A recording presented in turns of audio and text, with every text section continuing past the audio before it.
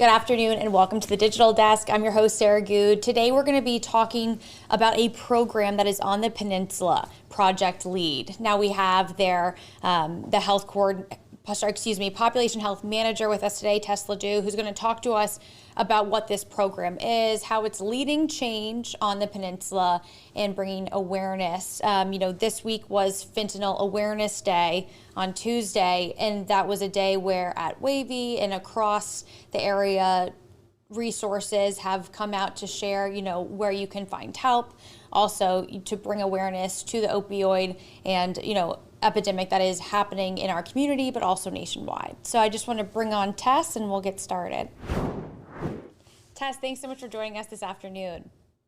Hi, thank you for having me. Absolutely. To get started, I think there are so many resources in our community, which is great. But Project LEAD is one of the newer ones that's on the peninsula in Newport News and Hampton. Can you just give us a brief, overview of just what Project LEAD is, and then we'll get into some of the practices? Sure, yeah. So Project LEAD got started back in January of 2023, so we're a little over a year old now. And it is the Hampton and Peninsula Health District's first substance use and opioid response program. So what I think is really interesting about Project LEAD is that we kind of have a front-facing program, which is for our community, and then services that we really work on with our community partners. Because just like you said, we have a lot of organizations in our area that focus on, substance use, mental and behavioral health services, social needs services. But, not all of them know exactly who they are, what they do. Our community certainly doesn't know about all of these organizations and the great resources that they provide. And so, our goal and our effort is to ultimately reduce overdose deaths, both by helping our community directly, but then working with those organizations so that we're all kind of speaking the same language, sharing data, making sure that everybody's trained in trauma-informed care and stigma reduction, things like that, that go a long way and make an effort in reducing overdose deaths. And we'll get into some of that partnering organizations, which is great, to use sort of organizations that already exist and frameworks that you all have on the peninsula to help people. I want to start by something that it says online, at least. It talks about a number of opioid overdose deaths that have happened in the community and the peninsula. How does that compare to the state, and why is it such a big problem that you all want to bring awareness to it and have a specific organization to address it? Yeah, so, specifically in, two of our localities in the cities of Hampton and Newport News, both have higher overdose death rates than the Commonwealth of Virginia as a whole. And not to say that those localities aren't doing tremendous work as well to try and reduce those deaths that we're seeing. It's truly a joint and community effort that we're all playing a part and a role in to reduce overdose deaths. But I think why it's so important is because, we've seen this spike and we're working to reduce them. And there's certain other reasons for why that might be, but we've seen mental and behavioral health issues and concerns that have been exacerbated, from the COVID-19 epidemic, and working to really connect people to, social needs services. We want to meet people where they are, and whether that is to help them into recovery, then that's great. Whether that's just connecting individuals to, maybe food and housing services or gas and rent assistance, that's great too. Anything that we can do to really help people take control of their lives again and get the help that they really need is why we're doing this. And I want to start by going through Project LEAD. When you hear it, obviously, leading change in the peninsula, but it also does have something that it stands for. Can we go through those four practices that are, part of the organization's mission? Yeah, absolutely. So Project LEAD, it stands for linkages, education, awareness, and data.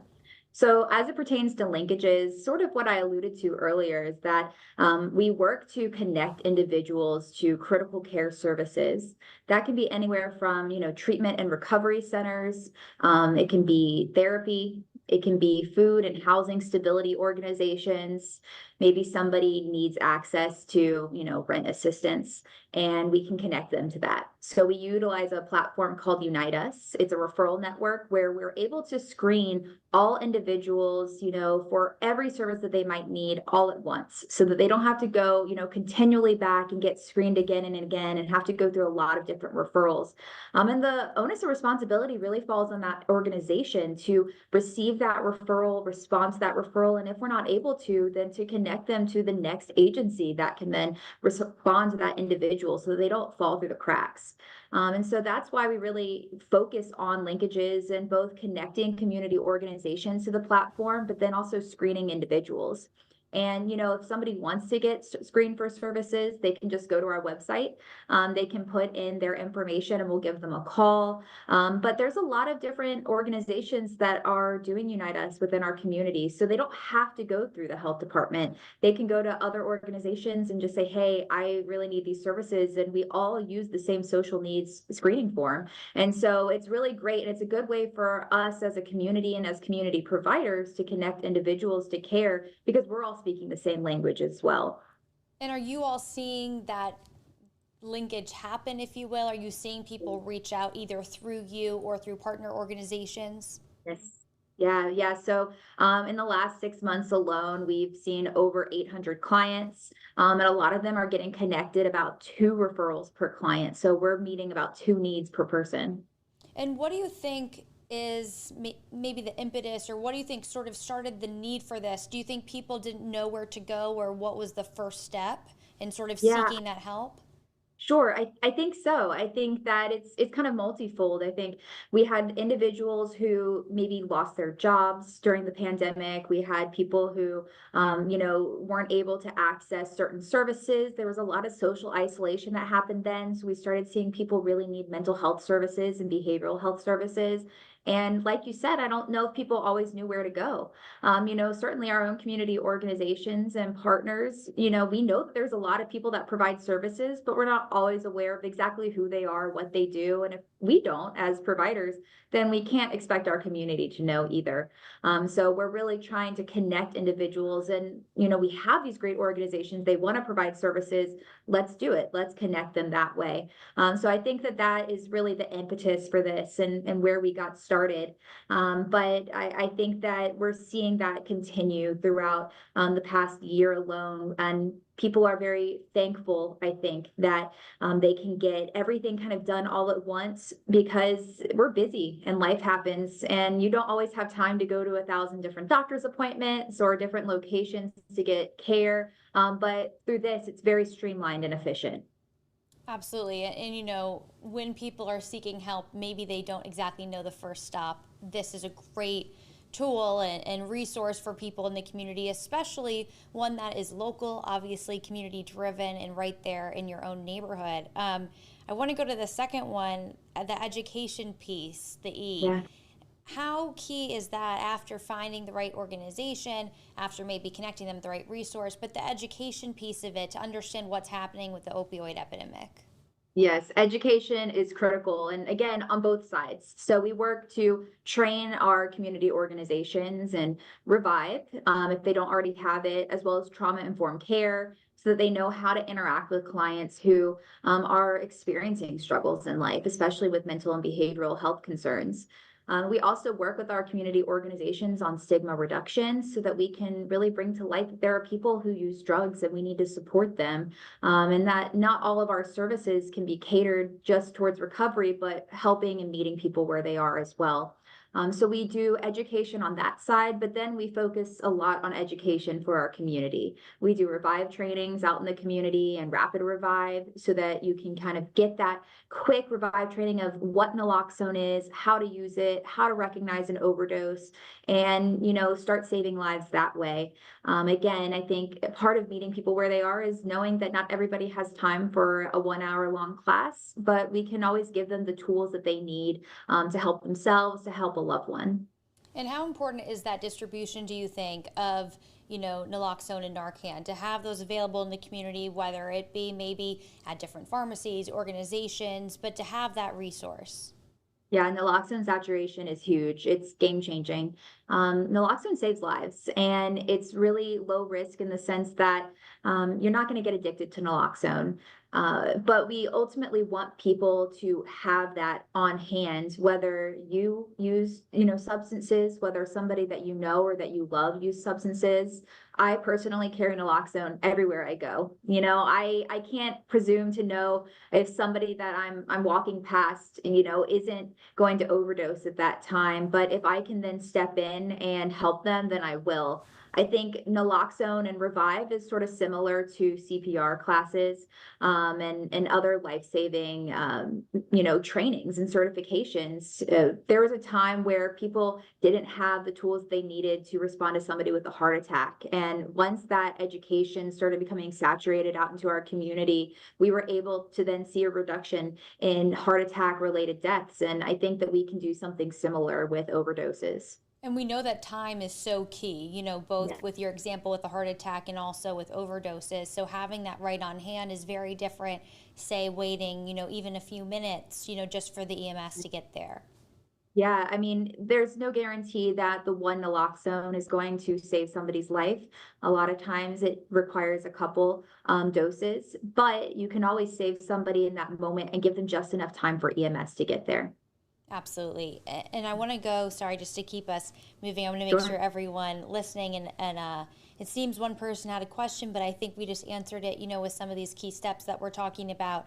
But if you have any more questions, you're on Facebook or YouTube, I'm taking a look. So please put your questions there. And I prompted it as well.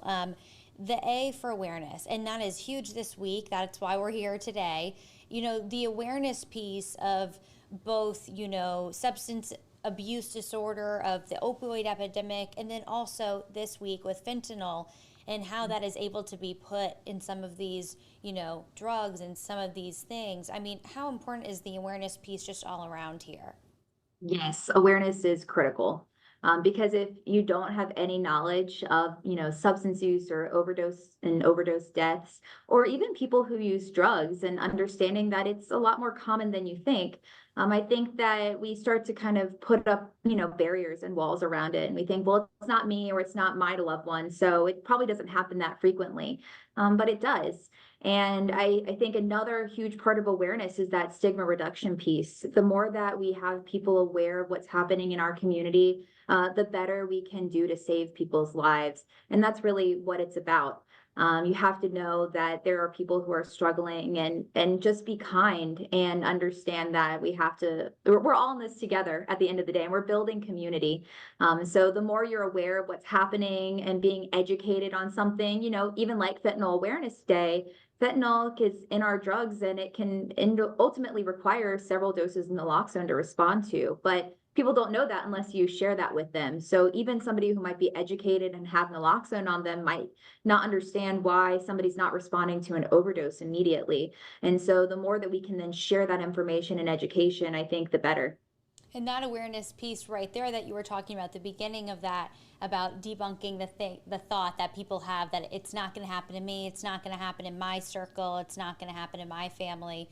We've done so many stories here alone that have shown just how easy it is for it to sort of creep in, even if it may be an injury, an accident, or, through social groups and friends. So it's always right there, and to not be educated because of that lack of awareness, could be a really crippling issue.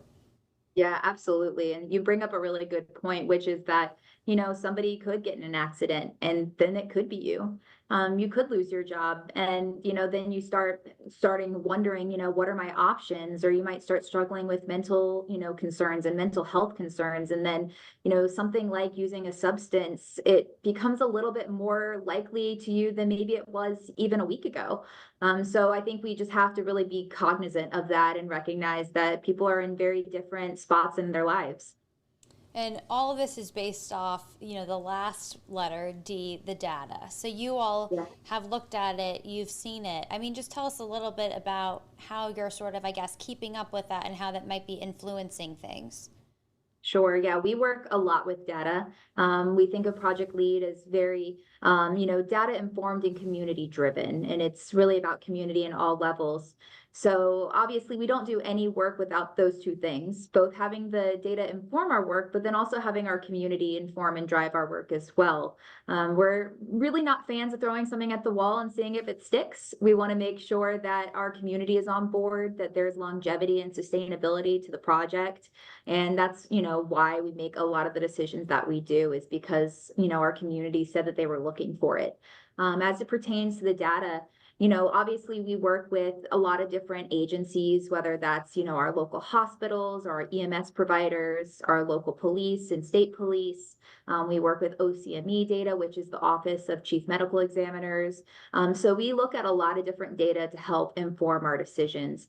And then from that, we work with our community partners to then collect data. So when we're all on Unite Us, we're making sure, somebody came into the Unite Us platform and they're continuing to need referrals to services. So clearly there's some sort of disconnect. Maybe they're not getting the services that they need. Maybe they're still struggling.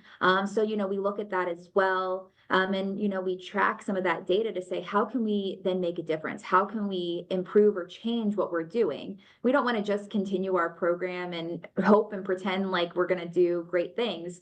We want to make sure that we're actually doing great things.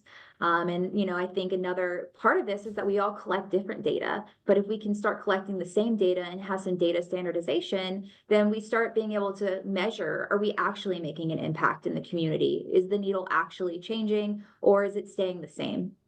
Right, and that goes back to one of the first things we were talking about is who's using this linkages platform. It's like you can see that 800, plus people have utilized the system, have gone in. So it obviously is there and available, but that's interesting that you all are tracking who's going, or I should say tracking, but understand the data of how it's working. Are these referrals working? Is this community that you're building working? Yeah, and we start to see what services people really need. We might have several organizations that provide treatment or recovery, but we may not have a lot of organizations that provide housing services. Mm. And what do we do about that? Can we all reconvene and say, who has the ability to provide housing? Do we need to start applying for grant funding so that we can connect people to housing services? Data really informs a lot of our work at a lot of different levels that maybe people aren't fully aware of, but we're always trying to look at it, collect it, and then, share it with our community in turn. Absolutely. And then the last piece of it that's separate from the LEAD, but is still quite important, is that call to action that you all talk about. So that is with the Revive trainings as well. But what sorts of actions do you want the community to respond with? Obviously you want them to utilize this if they have a need, but how do you want the community to engage with you all? Sure. So, one of the big things that we're obviously pushing is naloxone saturation out in our community. We want to give Revive. We have people itching to give Revive, actually. And that is just from an individual that might be attending, one of our outreach events, to local businesses, organizations, our motels and hotels and our restaurants, locations where people might be overdosing in a bathroom. And we want those individuals who work there to be empowered to respond, to have that resource and say, I know what to do. And that's, a huge piece of this, is that we want to share our education and our trainings with our community. So Revive is definitely a huge piece. And then, of course, I think, another piece that is sort of a call to action, but is maybe more a call to reflection, is understanding that stigma piece that goes with this, that component of understanding and empathy towards, your fellow community member, your neighbor, and knowing that we're all going through different struggles. And as much as we can help each other and be educated ourselves, provide services, I think that's going to be what really is a game changer, is that empathy and that stigma reduction. And I think that's something too, again, to go back to the awareness piece of this, that is so key. And obviously doing the work that you all do and getting out there and being able to share this, program with the community is a huge step in that. Yeah, absolutely. Well, Tess, is there anything else? I know that today is more of an overview, and there are a million partner organizations and things we really could have, also dive into. But is there Yeah. anything in terms of, let's say someone's watching this and just doesn't know where to start? Is it going to your website? Is that the best place to get an overview, to get information? Sure. Yeah. Absolutely. We want people to go to our website. We have everything from QR codes where you can request a Revive training with us, and we'll come out and we'll do that for you or for your business. We have trainings on there on, substance use and stigma reduction that if you're interested in taking, we have it there for our community. And then, of course, we have things for our community organizations. So if you're a provider in the community and you're watching this and you want to partner with us and you're excited about the work that we're doing, we'd love to have you. We've grown to have over 70 organizations that work with us on Project Lead. It's a huge undertaking, and we don't do this together. We facilitate a lot of work. We elevate a lot of other organizations, great work, but it is a true joint effort. And in terms of people that, might want to get involved in the training piece to understand how to use naloxone and all of that, is that also something where they should at least reach out to you all as the start of sort of figuring that out? Yeah, absolutely. We have it's like an entry into our website where you can put in your name, your contact information, and a little message. So if you're just somebody that's watching this and you're like, I might have experience with this thing, or I want to volunteer, this sounds really cool. Send us a message. We would love to work with you. We can have you be a volunteer with our agency. We can have you, share whatever expertise you want to share. If you're an individual who is an active user or has experience using drugs, we want to hear from you as well. This program is for, that community. It's for people who use drugs. And we don't want to do this work without, taking that into consideration. And we want to hear your input. We want to know how we can frame our services around your needs. So, that's a huge thing for us as well. Well, Tess, I want to highlight one thing, that you said in all of this, especially with the call to action and training and things like that, is this should be another, this is like having a CPR class or learning, first aid or something. This is so key. And I think that is a big piece of reducing the stigma as well, is making this a known thing, making this maybe a part of every organization. Is that one of the goals, to sort of open that up? Yes, yeah. So we're making Revive training a requirement for all of our staff here locally. It doesn't matter if you're just a nurse. And I shouldn't say just a nurse, but it doesn't matter if you're a nurse. It doesn't matter if you're working behind a desk and you never see any of our clients. We want you to be trained and revived so that you can respond. And we hope that your organization considers that as well. There's always a chance that somebody might experience, an overdose where you're working. And as much as we can help people, give them the education and empower them to respond, we want to do that. And those resources are huge. You might learn them at the office, but that's something you can bring home to your own neighborhood, to your own community, to your own group. Yeah. Yeah, we want to give everybody the resources that they need. We have kits that we partner with our different organizations and agencies on to provide to the community. We can provide naloxone and information to your local business or to you. So we have everything, so that we are giving you all the resources that you need to succeed. Well, Tess, thank you so much again, Population Health Manager in the Peninsula. But thank you so much for joining us today to talk about this program. And for anybody that's watching now, that's watching later, if you're watching on WAVY.com, you're already there at the resources. You can go right to Project Lead's website. If you're watching on Facebook or YouTube, the link to WAVY.com is right there. That's going to direct you to everything Tess is talking about. That's going to direct you to the entry form and so much more information. So Tess, Yes, thank you so much for joining us today. Thank you for having me. I was happy to be here. Thank you. And absolutely. And I just want to say one last thing. If you all have questions, please also go to Project Lead to find out more. And then there's also contact information. And there you can find out more about the partner organizations as well. So thank you so much for joining us today. Thank you.